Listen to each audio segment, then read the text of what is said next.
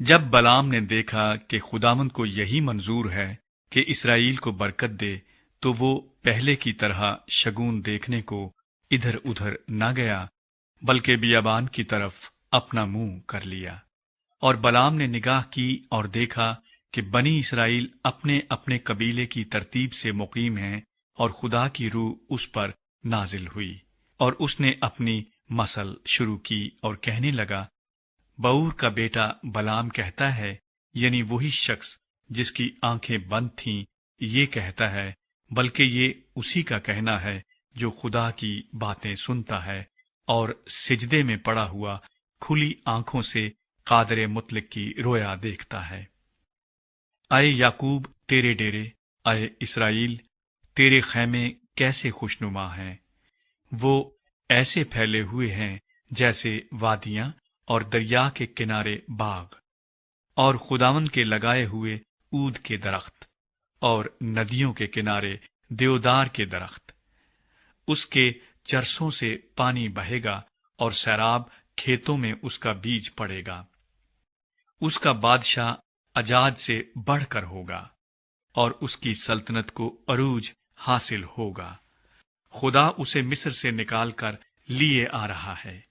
اس میں جنگلی سانڈ کی سی طاقت ہے، وہ ان قوموں کو جو اس کی دشمن ہیں چٹ کر جائے گا، اور ان کی ہڈیوں کو توڑ ڈالے گا، اور ان کو اپنے تیروں سے چھید چھید کر مارے گا۔ وہ دبک کر بیٹھا ہے، وہ شیر کی طرح بلکہ شیرنی کی مانند لیٹ گیا ہے، اب کون اسے چھیڑے؟ جو تجھے برکت دے وہ مبارک، اور جو تجھ پر لعنت کرے وہ ملعون ہو۔ تب بلق کو بلعام پر بڑا طیش آیا، اور وہ اپنے ہاتھ پیٹنے لگا۔ پھر اس نے بلعام سے کہا، میں نے تجھے بلایا کہ تو میرے دشمنوں پر لعنت کرے، لیکن تو نے تینوں بار ان کو برکت ہی برکت دی۔ سو اب تو اپنے ملک کو بھاگ جا۔ میں نے تو سوچا تھا کہ تجھے عالی منصب پر ممتاز کروں، پر خداوند نے تجھے ایسے اعزاز سے محروم رکھا۔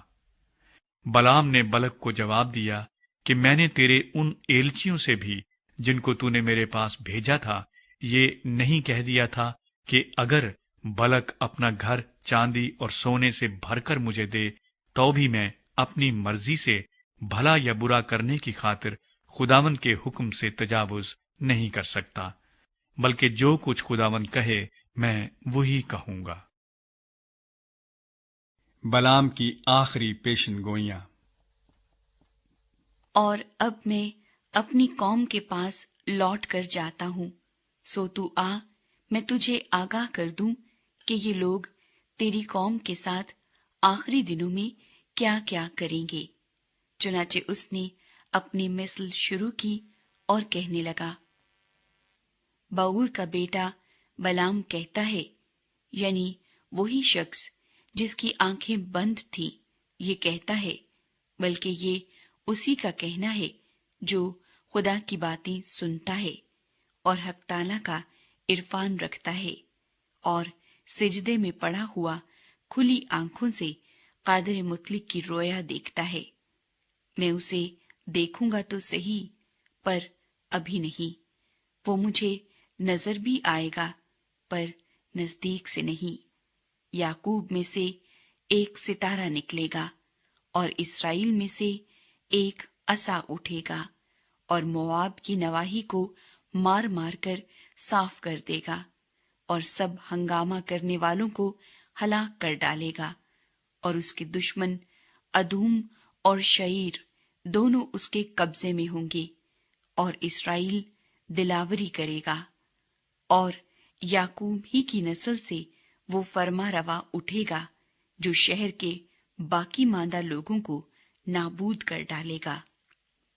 پھر اس نے عمالیق پر نظر کر کے اپنی یہ مثل شروع کی اور کہنے لگا، قوموں میں پہلی قوم عمالیق کی تھی، پر اس کا انجام ہلاکت ہے۔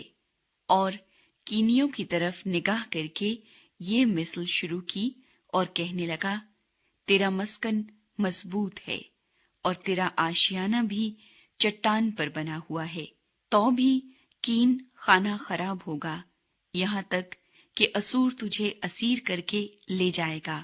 اور اس نے یہ مسل بھی شروع کی اور کہنے لگا، ہائے افسوس، جب خدا یہ کرے گا تو کون جیتا بچے گا؟ پر کتیم کے ساحل سے جہاز آئیں گے اور وہ اسور اور عبر دونوں کو دکھ دیں گے، پھر وہ بھی ہلاک ہو جائے گا۔